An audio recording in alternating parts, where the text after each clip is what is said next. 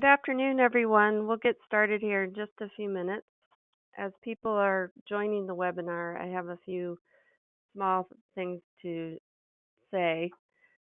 This is Heidi with the National Association of Energy Service Companies. Welcome to the Weatherization webinar. This is our third webinar of the year. There will be a CEU available, and you'll have to email me at Heidi.Kurtz, Kurtz, at NAESCO.org, and I'll work on getting you your certificates as needed. This webinar will be recorded, and I will distribute the recording and the presentation later this week by email to anyone that signed up for the webinar.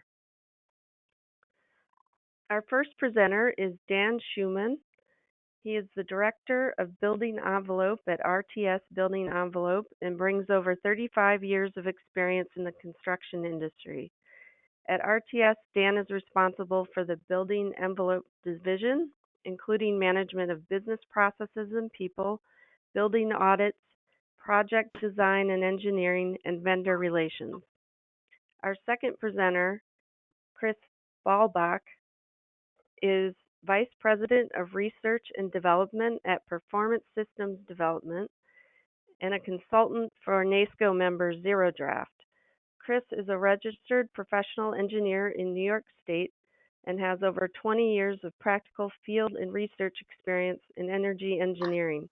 He is passionate about appropriate use of energy simulation tools to predict the interactive effects of building improvements. So thank you to our presenters, and Dan's going to get us started. Welcome. Let's start off by talking a little bit about what is the building envelope. I think, put very simply, the building envelope is everything that keeps the outside out and the inside in. Simple enough. Also, it's the physical barrier that keeps the separation between conditioned spaces and non-conditioned spaces, which are usually very different in nature from inside to outside. So very important. It protects the occupants and everyone inside from the weather and rain and water and smells and what have you. Some interesting facts. Buildings consume about 40% of all of U.S. energy and 71% of all the electricity at an annual cost of $400 billion a year. So we know that buildings are a big market. The building envelope is responsible for about 25% of all the building use, and it can impact up to 57% of the commercial energy use. So again, we know that the building envelope is responsible and can affect very large dollar amounts and utility costs. 72% of the commercial building square footage is over 26 years old. Why is that significant? Well, things that are 26 years old and older are very different than what they were designed when they were built. They could be failing, parts and pieces could be failing. But also, really the technology was very different 26 years ago. And so were some of the building codes. And so with that amount of square footage at that age, I guess the opportunity is right. It's ready to be picked, and there's a lot of building stock out there in which to do building envelope improvements.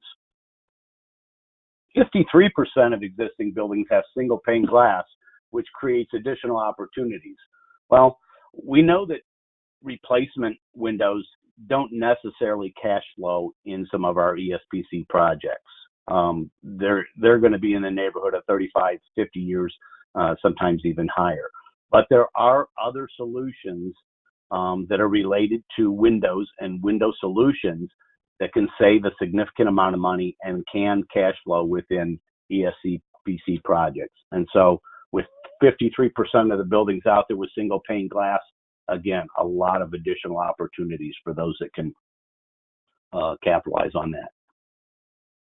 Building envelope can also significantly impact the sizing and the loads of HVAC equipment. So again, as you do other projects and HVAC building controls, a lot of times you can save money by reducing the loads on that equipment by sealing up your building envelope first. It's the right thing to do for the client, and the recipe's really not complete without it. And then, of course, identified savings can be used for building envelope improvements or other ECMs.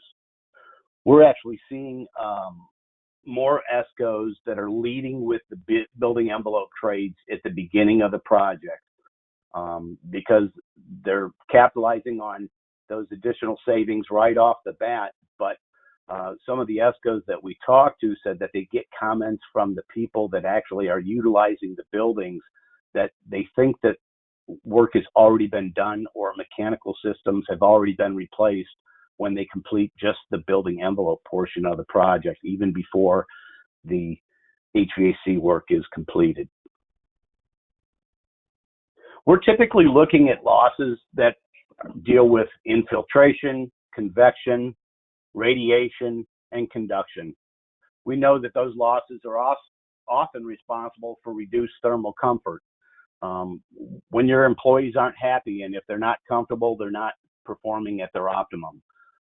There's interference with the proper operation of mechanical and ventilation systems. Again, they're not designed to have a bunch of holes in the building. And sometimes that can't make up for that variations in humidity and temperature changes to the outside. Degraded indoor air quality. We see a lot. We go above ceilings and we see a lot of dust and dirt that's brought in from the outside, even into plenum return ceiling areas. Moisture damage of the building envelope components. That's usually when the building envelope gets the most attention, when it actually starts to leak, when there's water infiltration, when there's physical signs of what's going on. It's not usually the energy losses that gets everyone's attention at first, but certainly one of the most important. And of course, the increased energy consumption. Again, you're paying for it. You might as well get something for your energy and stop it from literally going right out the door. So where is this energy, the loss? What's the impact to the building? What we see here is really that 45% of the energy loss comes from infiltration. And so that's probably the low-lying fruit and what we could go after first. A distant second is the windows, 32% energy impact. Again, still pretty significant. And then we go on to foundations, walls, and roofs. Of that major energy impact of infiltration, that infiltration is broken down a little bit further below. And where does that losses come from? And that infiltration is made up by certainly windows and doors, but also plumbing penetration, ductwork, vertical shafts, outlets, fans and vents, and of course the outside floors and walls and ceilings. So that's really what makes up the actual infiltration losses itself. The foundation for every good project and every successful project is a successful audit. It's paramount. You have to partner with somebody that's knowledgeable about the building and the processes and how they're designed to work together so that they can go in and figure out what's wrong with the building and how can we make it better and how can we make it perform better. One of the most important tools that you can utilize while doing that is by looking at thermography and thermal imaging.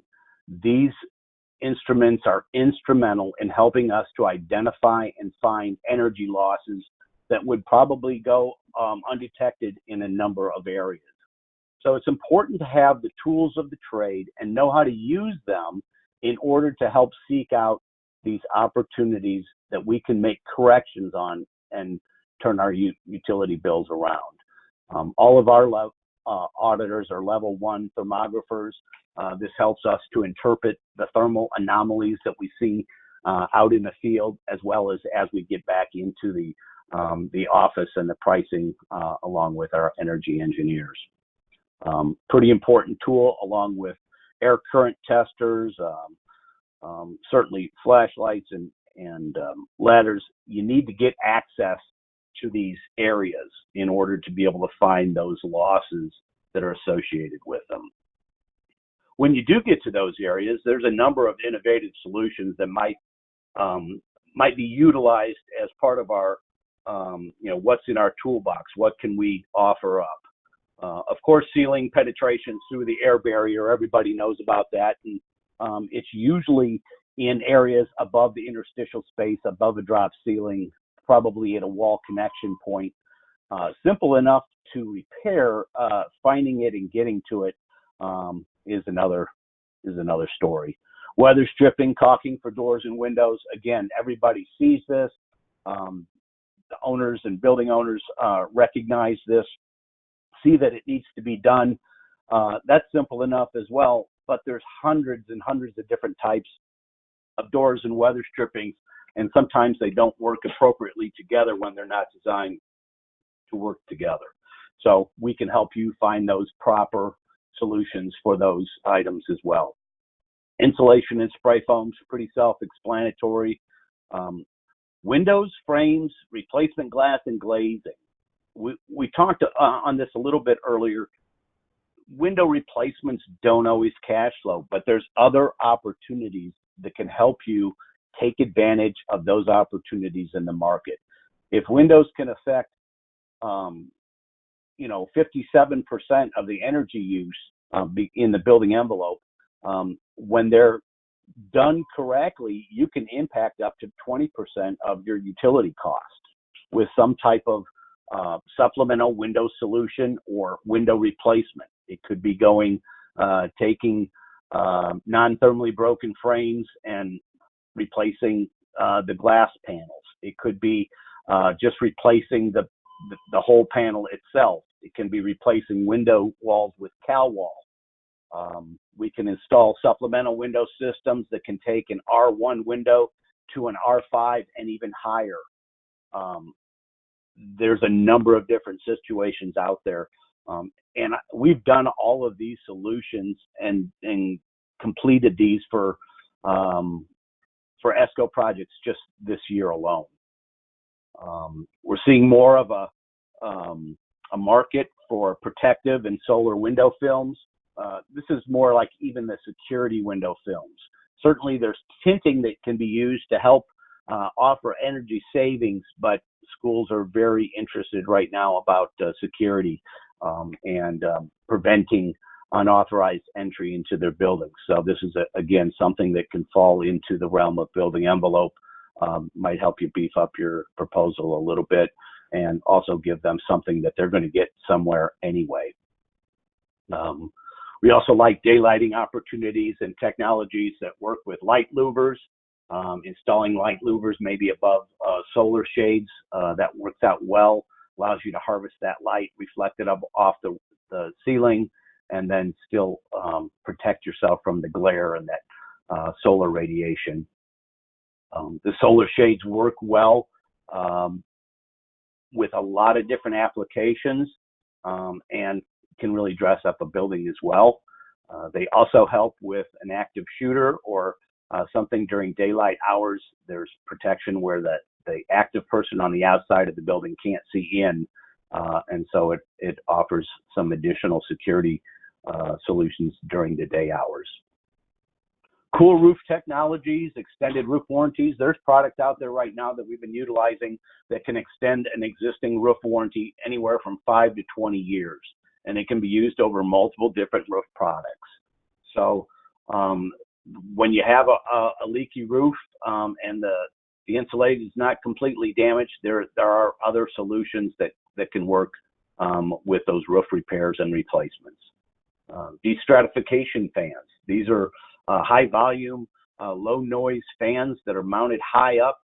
They take the air that's already been conditioned and they blow it back down to the ground, creating a torus effect, circulating the existing air and also causing the HVAC systems to work less hard and do a pretty nice job. Also can break up chlorine gas over pools, a number of different applications for destratification fans and those types of solutions, but usually used in large volume areas.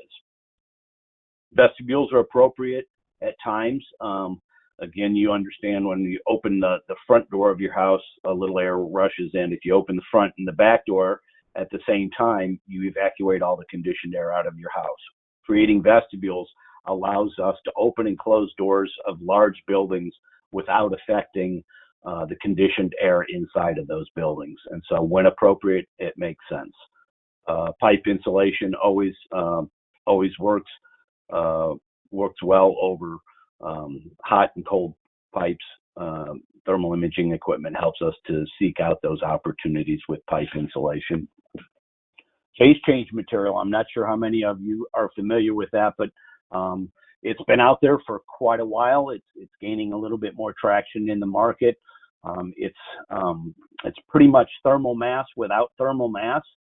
It acts as an energy sponge and absorbs heat energy and then releases it at a later time and date, basically a set point in temperature, causing the HVAC system to modulate and work less. It's often said that every picture tells a story, or a picture's worth 1,000 words. So needless to say, we do take a lot of pictures. We think that it helps our ESCO partners identify opportunities and communicate that to their clients that may be a little bit less technical of where and how their buildings are leaking. So before and after pictures are helpful as well, helping to seal up non-insulated bulkhead soffit area that has cobwebs that are hanging because it was leaking air. Here's a 2-in-1. It's insulating and sealed with spray foam. Creative weather stripping. Weather stripping for doors and windows. Certainly daylight between a door is never a good thing, so you want to take care of that. Oftentimes we go above ceilings and we find significant wall penetrations. And so those that need to be properly sealed off with the proper materials and create, the proper perm rating as well. Overhead garage doors, certainly you can replace them, but there's ways that they can be insulated as well, depending on what the use is on the inside and whether it warrants a replacement or the higher R value.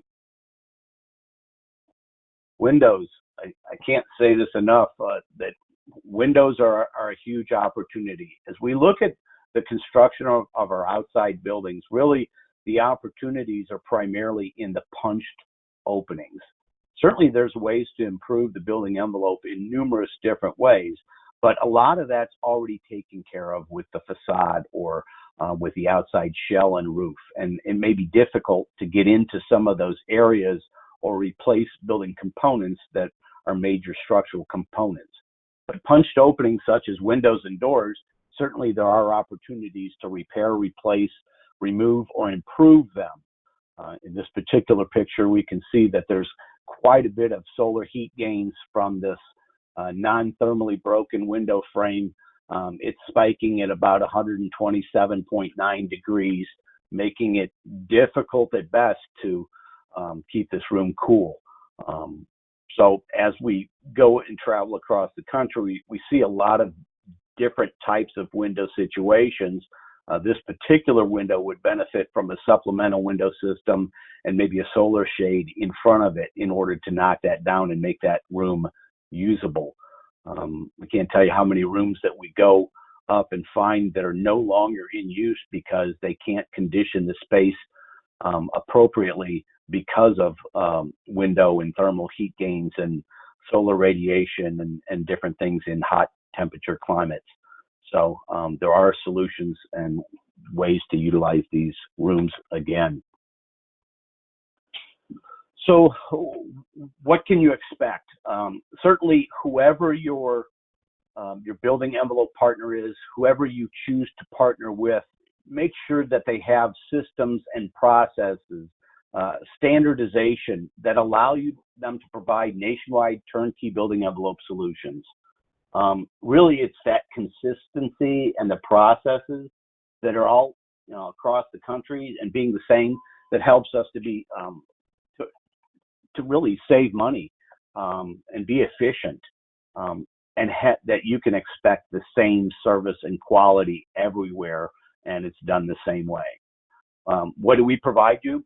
Well, a detailed assessment of the survey of buildings, and this really starts with a visual-based inspections, utilizing the tools that we use: thermal imaging, air current testers, smoke generators, flashlights, and you name it. We're getting in there to these spaces. We're, again, this is the foundation of our program, is getting that audit and getting good information, and then figuring out what opportunities or what tools that we have in our toolbox can we improve and make this building better. We're going to completely document the what, the where, the quantity, the sizes per building. And so you'll have all of that information to go with. Provide a written report with pictures and thermal images.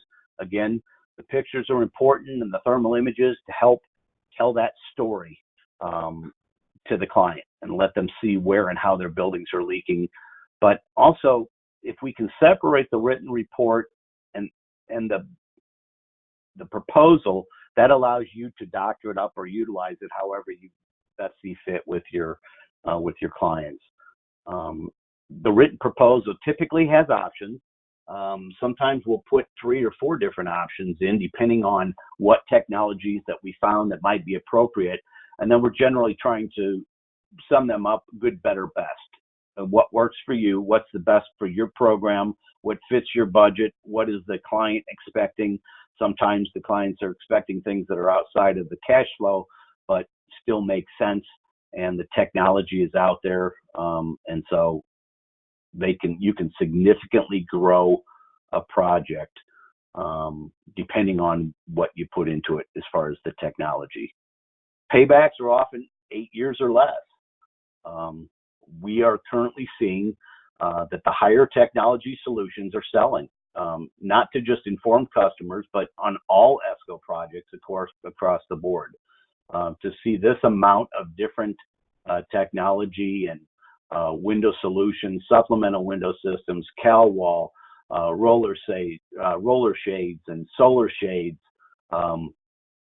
roof coatings, all in the same year, that's telling me that it's finally catching on. People are starting to understand the market, and we can't continue to do these deep retrofits without exploring some of the window solutions and the innovations that are going with that. Our prediction is that window solutions and innovations will continue to increase and will help drive the market over time. Regardless of who you choose to partner with, it's imperative. Please remember to seal your envelope. I think we've agreed that we're going to hold our questions until the end, but please be formulating those questions that you may have, and we'll try to address them all at the end or individually if need be. Chris, are you there? Able to join? Yeah, I am here. Can you all hear me? Yes. Excellent. I'm handing over the mouse to you. Okay, thank you. Next slide, please.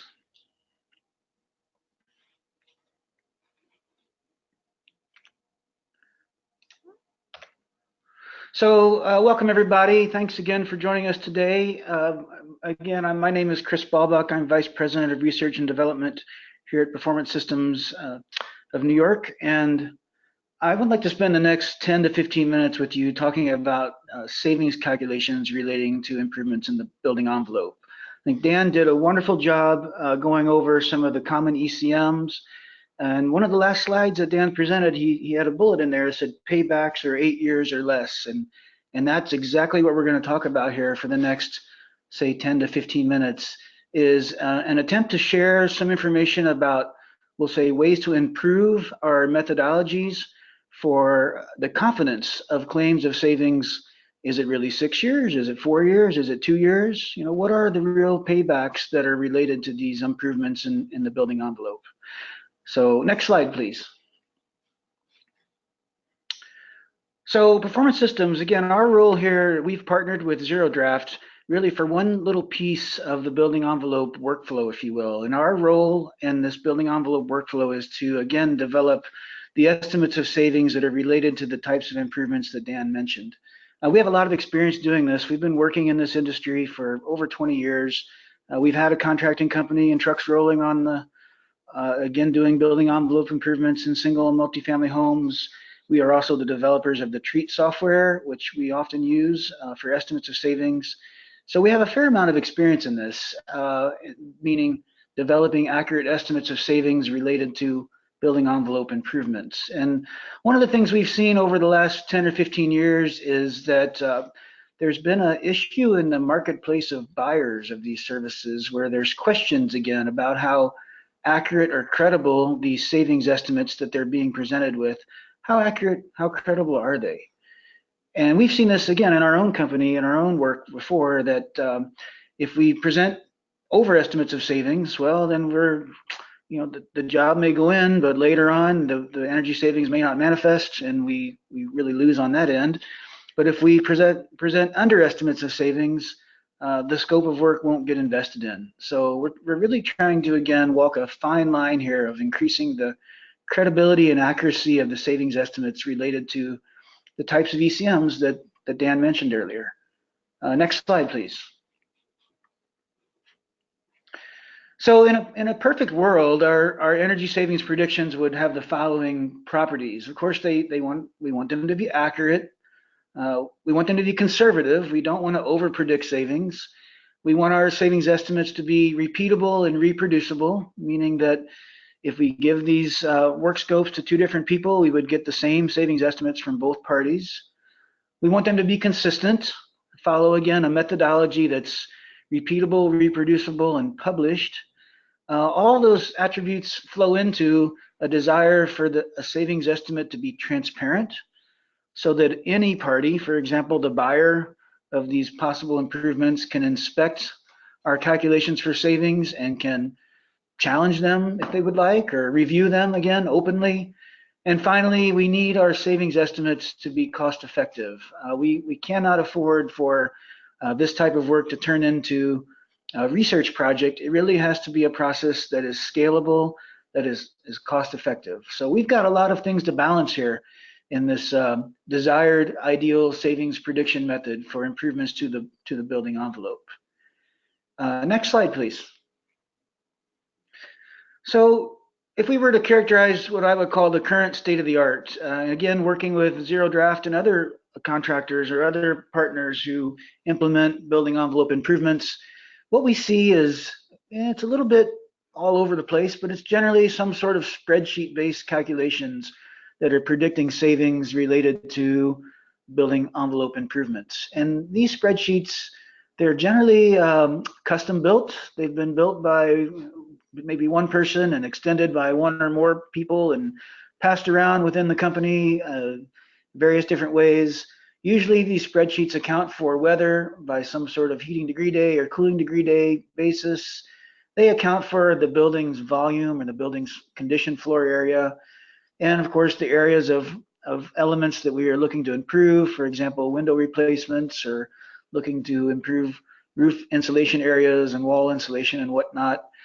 And these spreadsheets generally have some sort of detailed observable work scope. So in the process of an audit, as Dan was mentioning, a quality audit, there'll be a list of literally a takeoff. It's X feet of this product will be applied in this area of the building, and Y number of windows will be updated from this performance to that performance, an observable work scope. That's generally what we've seen in the spreadsheet-based calculations that some of our partners have been using. And just mapping that back to the previous slide, I feel like those spreadsheet-based calculations are certainly repeatable. We can hand that spreadsheet to different folks and they'll get the same results. They're consistent. The spreadsheet has hard-coded equations and whatnot in it. They're cost-effective. It's already been developed. but they lack in transparency, accuracy, and what I would call conservativeness. First of all, they lack in transparency. If anyone out there has ever tried to review a spreadsheet built by someone else, especially a multi-tab spreadsheet that was added by perhaps different people, it can get very difficult to really understand what's going on. Also, in terms of conservativeness and accuracy, usually these spreadsheets are what we call individual measure spreadsheets. They don't account for the interactions of one or more building envelope improvements against each other. So there's a possibility of over predicting savings because we know that building envelope improvements often will interact with each other. So we've identified a few issues with spreadsheet-based calculations, and in general, when we use them, folks will simply derate them. They'll give them a haircut in some cases and try to present those as the savings that they might feel comfortable putting in front of a client to see again if the client will invest. So let's characterize that as the current, we'll say, current state of the art. And let's now talk a little bit about what I would say the future state of the art, or what we've been working on over the last 6 months to a year to try to improve this process for developing savings related to building envelope improvements. Next slide, please. So the process that we've developed, and again, it's not, it's a completely open and transparent process. There's nothing in here that is proprietary or commercial or whatnot. In our short time together, I'm going to walk through that process with you, show you the elements, and if we want to go into deeper conversations about it, we would have to do it outside of this call. But the process basically differs because it's based on an energy model. So it's based on a forward energy model, something like what you see in the bottom right corner of this slide, as the basis of predictions of energy usage with or without the building envelope improvements that are being considered. Now, it's not just any energy model. As you can see again at the bottom right, this is a model that's geometrically correct. So it also appreciates the area and the volume and perhaps the different types of space use that are incorporated with the building. It also appreciates the building's internal mass, which is again a sort of flywheel effect for heating and cooling systems. It appreciates the building's HVAC system types. Some buildings again are heated and cooled by DX equipment, rooftop packaged equipment. Other buildings might be heated and cooled by central plant equipment. And the savings related to those two types of HVAC systems actually are going to differ. So we want to be able to build a model that can capture that. Also, we want to be able to capture the behavior of the occupants within the building. These are simple things like how HVAC systems run. For example, is this building a 24/7, 365, always occupied, always operating building? Or is it maybe a more typical Monday through Friday, maybe a commercial office? It's not occupied on weekends and very rarely has people in the evenings. Does our building have airside economizer capabilities or ventilation energy recovery in its current state, again, prior to building envelope improvements? Simple things like that that are already, this data is uncovered and collected as part of the audit. The difference here again is we're trying to use that standardized data that's collected during a field audit and input that data into what we call a model, a forward model. So again, the bullets on this slide are showing us some of the big inputs that go into that model that can really have a pretty significant influence on the energy use of the predicted building. Next slide, please.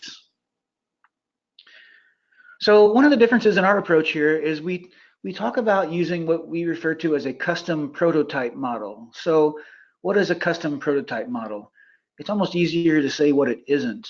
And some of you are maybe familiar with the use of energy models for things like LEED, USGBC, or for other compliance models, say for example, to determine whether a building meets energy code or not. Those are not custom prototype models.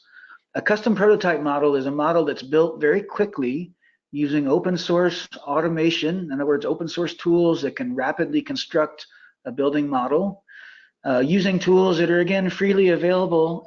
In the bottom left of this slide, you'll see a Google Earth image of a building that we basically sketched on top of to capture the right area and volume, things like that. So it's not a model that's used for any other purpose than to give us a reliable basis for the savings of the building envelope improvements. A custom prototype model is a specially built model. It's purpose-built for that reason. Next slide, please. So imagine we have this custom prototype model, which we've built rather rapidly using sketches over the top of Google Earth images and information that we've collected during our building audit. The next thing we need to do is, of course, represent the building envelope improvements.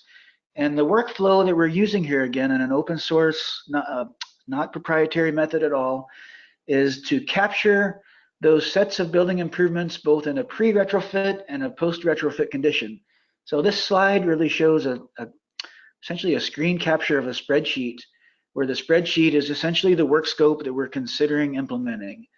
We have 42 doors here that are double doors without weather stripping, and of course our scope of work is to weather strip 42 double doors.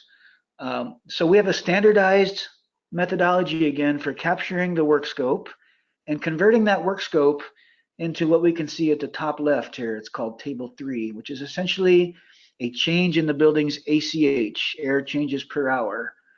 And of course, if we add to that work scope, we'll have less or more air change reduction.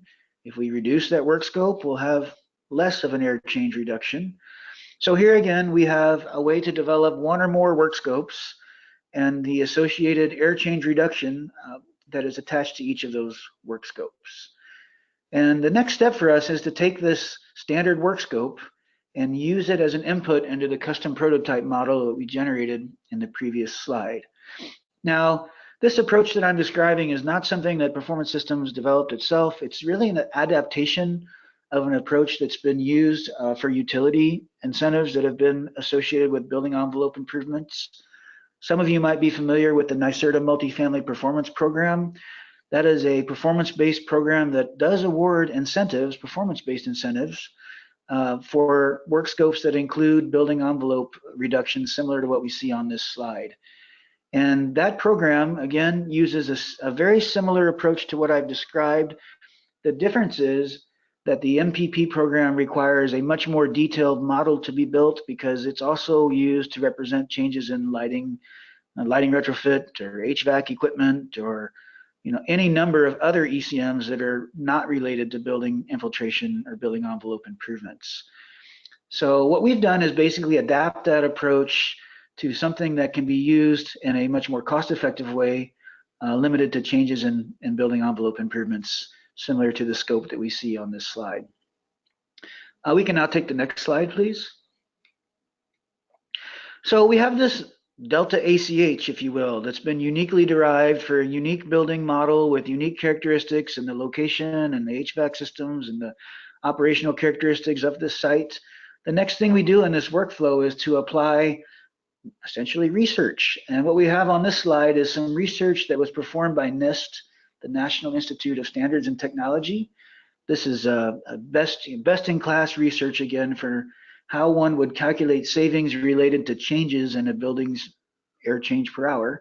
I've shown on this slide a description of it, but essentially you can think of this as a macro. It's a standardized energy efficiency calculation that uses the ACH reduction from the previous slide and applies it in a much more complex manner than just a simple reduction in air changes per hour for each hour of the custom prototype building model.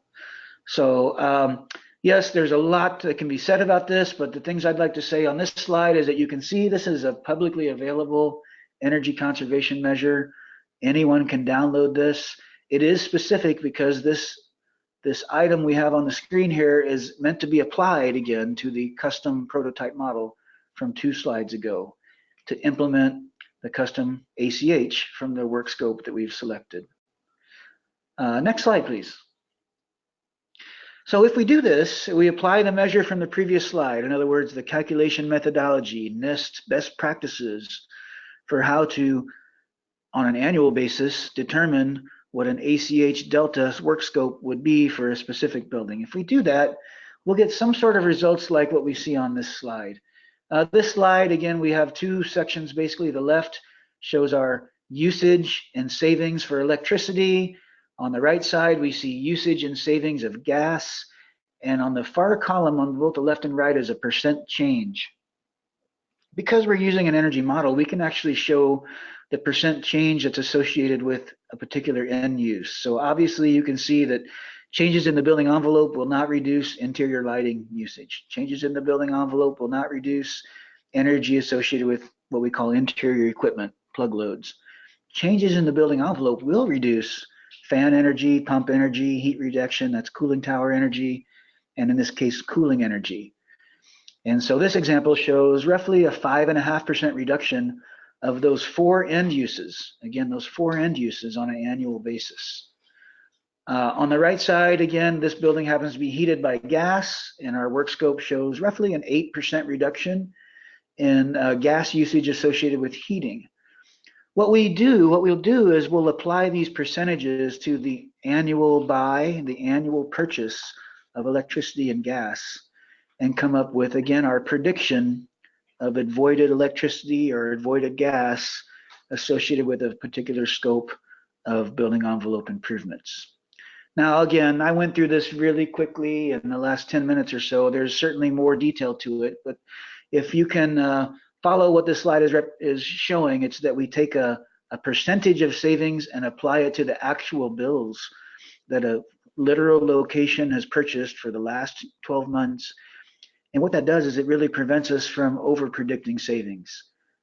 It's highly unlikely that our savings percentage coming out of here is going to be, grossly off by a factor of 2 or 1.5 or even more than, say, 1.2. Back to having a conservative method. If we can go to the next slide, please. So I did fly through that, and I just wanted to, again, give you guys some high-level exposure of a standardized procedure that I think in this case is certainly an improvement over the accuracy of some of the current methods that are used. I do believe it's conservative, mostly because the energy model we're using does account for, again, interaction of multiple measure work scope. It certainly is repeatable and reproducible. The models that we use can be saved and shared. They are open source. They do not require any purchase of any proprietary software to open up and view and inspect. They're consistent, again, as long as someone follows a procedure similar to what I've described, that could be considered a consistent procedure. They're transparent. None of this is black box. Everything I've showed you is an open door, so to speak, that if one wants to look underneath the hood and see exactly how the calculations work, that is possible to do, and it's not that difficult to do. And of course, the last question is it cost effective? And to speak to that again, I want to make sure I'm clear. This is really meant to drive down the cost effectiveness of the prediction step of this building envelope work scope. The cost of the audit does not change. The cost of pricing out the audit elements, certainly, there's opportunities to perhaps improve that, but the procedure we're looking at here is meant to remain cost effective for the prediction of one or more packages, one or more possible improvement opportunities. I think the answer to that is yes. If we can go back to that slide just for a moment, that yes, this is a cost-effective method.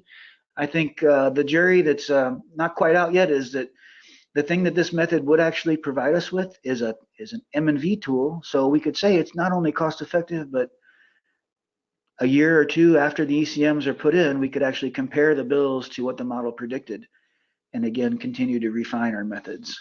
So forward 2 slides, if you can, please. A couple other advantages of this model-based, this prototype model, custom prototype model versus the current spreadsheet-based model approaches that many contractors are using. One is, as you saw on the previous slide, we can associate savings with particular fuels. Perhaps there may be some electric heating in a building, and if we build those systems into the model, we would see electric heat savings as well as gas heat savings. So we can, again, associate the right end uses with the right fuels and make sure that we show those savings. Secondly, we can show multiple ECM measure interactivity, meaning that if there does happen to be, for example, a lighting retrofit involved, along with possible building envelope improvements, those 2 ECMs certainly interact with each other.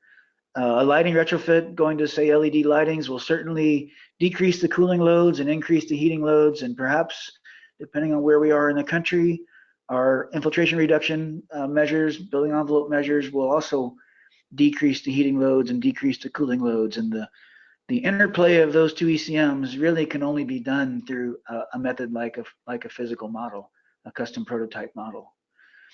Which plays into the next bullet, which means we can again see the interactivity on those end uses like fans and pumps, cooling towers. These are all real. Again, if a building literally does have DX rooftop packaged units, then we won't want to model a cooling tower and a chiller and all those sorts of things. So we can associate the energy uses along with the proper equipment in the building. In some cases, we know sooner or later the building equipment is going to be replaced. It may be a part of this scope of work, it may not, but the energy models that we use can support an ability, a trusted and credible ability, to actually give us an idea about how we might right size replacement HVAC equipment. And that's not necessarily a small thing. We all know, or we in our intuition, that building envelope improvements certainly reduce the peak heating and cooling loads of a building, which should translate to a smaller piece of equipment when it becomes time to replace that equipment. And that's real money, smaller equipment. So how do we quantify that real money? It's a little easier to do that in a model-based method. And finally, of course, I don't want to minimize this, but many commercial buildings, if we actually look at their utility bills, the charges that they're paying on a dollar basis are not always associated with just the consumption of energy, but also the power, the demand of electricity in particular.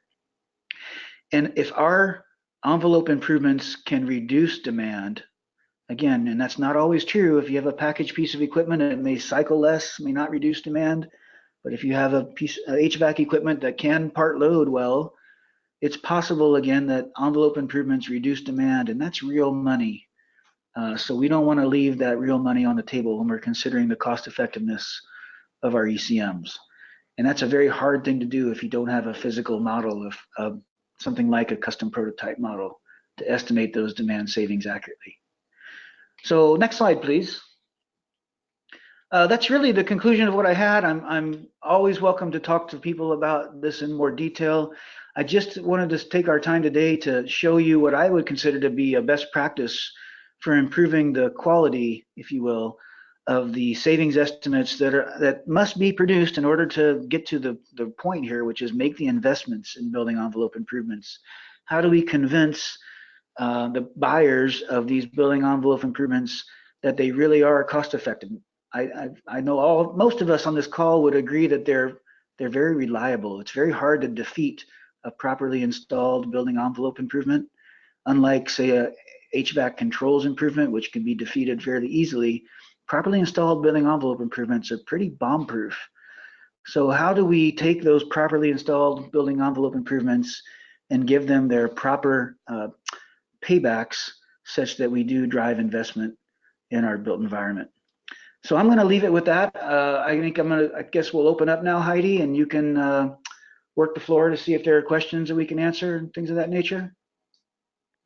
Sure. So far we don't, but don't be shy, folks. If you do have questions, we're happy to have some Q&A since we have some time left.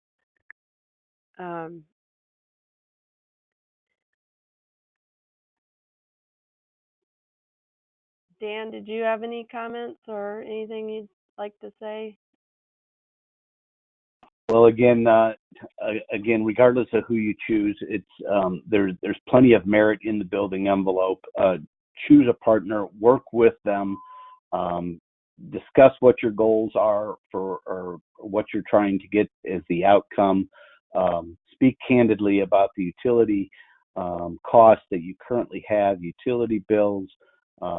Blueprints are always beneficial to be able to document across the board as we're moving forward with existing conditions, as well as trying to complete a consistent closeout process. So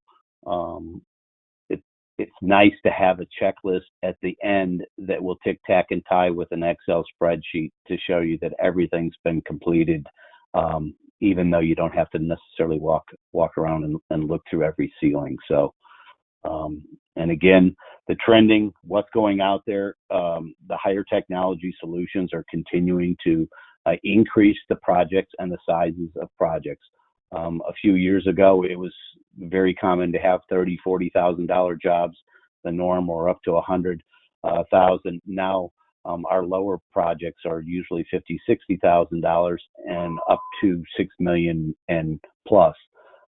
We've seen clients, educated clients, take 3 different options on windows and go from an approved budget for replacement windows and turn around and look at the facts and come up with that supplemental window solutions were a better solution than the new window replacements. We're talking 1-inch insulated glass units. Instead, they chose to put supplemental window systems in. 2 samples were put into place. Immediately, there was a 12-degree difference between what the previous glass was and the new glass, and a sustained temperature difference of 13 degrees. So pretty significant, and it's also showing you what an intelligent customer is doing. They were still able to have enough money there to do solar shades, so they get the total complete package. Even on the insulated glass unit, the replacement glass that they previously did, they were continuing to have condensation problems. When they put up the supplemental window systems, condensation dried up in about 45 minutes and was gone and did not come back. So again, there's a lot of nice technologies and interesting ways to improve the performance of our buildings, and a lot of times we can get them to cash flow within your ESPC projects. So give us a call. Yeah, and we do have some questions now. One is if you could repeat, I think it's for Chris, repeat the name of the modeling tool.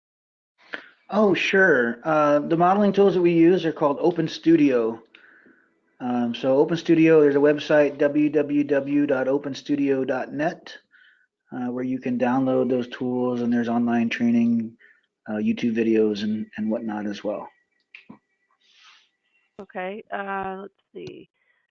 Hold on. It's really hard to see these questions. How much more complicated is the model if you want to see another, hold on. How much more complicated is the model if you want to see another ECM lighting interaction? Sure, that's a great question. Yeah, most projects I see include, oh, I can't read this. Hold on. I really don't like this tool. Hold on, go ahead. Well, I can speak a little bit to that. I mean, the principle behind this custom prototype model is we call it improvement-driven modeling. So once you have the set of ECMs that you want to look at, you will build a model that can support those ECMs and no more. So for example, if there were an individual building that had a portion that was 24-hour lit and a portion that was not 24-hour lit, the model would have to have at least those 2 areas broken out separately. And then in addition, the scope of work that we have for the building envelope improvements, the model has to be able to support the delta ACH that we're going to input into it. So I think of it as improvement driven again. We build a model that's really its only purpose is to evaluate the work scopes we want to look at and no more. Yeah, this question got cut off at the end, so we might have to ask that separately in an email, so I apologize. Someone asked, can you model humidity impacts? Yeah, actually we can model humidity impacts, whether that's dehumidification or something in some source of moisture like a waterfall or something like that happens to be in a building. Yes, those could be modeled as well. And another question, how do you estimate costs for the new equipment or retrofits? Dan, you want to take that one, or I can? I think they're talking about mechanical equipment, and we wouldn't necessarily provide the cost for that. I don't know if it's driven by the savings from the reduction in size for HVAC equipment, if that's where they're going with this. I'm not sure. I mean, one method is at our firm, we use standard pricing guides, means or whatnot, to estimate those costs on a per ton basis, perhaps. And if you have a smaller tonnage, then you have a reduction in that course, you can always call a vendor and get a quote if you have a rough tonnage that you know about. Dan, do you see new windows cash flow in 80% X? I don't know if this is externally shaded scenario. I don't know what the word is. Yeah, we never see new Windows cash flow, period, in a 20-year ESPC project. So if they want to do Windows, they have to have some money going into the game. They must, there's going to be a capital investment. And a lot of these buildings do need new windows, but they just can't afford them. And so we look at the best solution that we can come up with. Okay. Let's see. Are you seeing any trends in how building envelope savings are measured?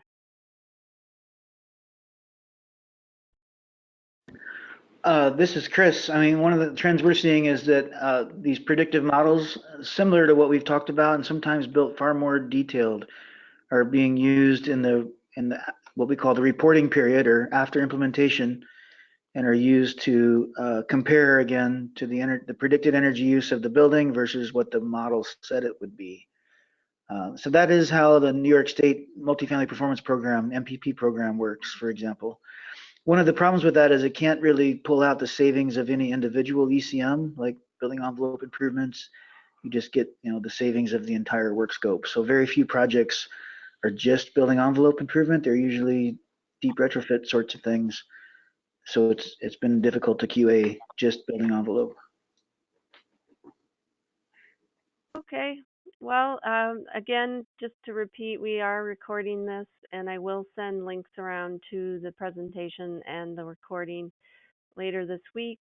And if you need CEUs, my email's on the last slide at the bottom. And thank you both very much for this webinar. I think it was great.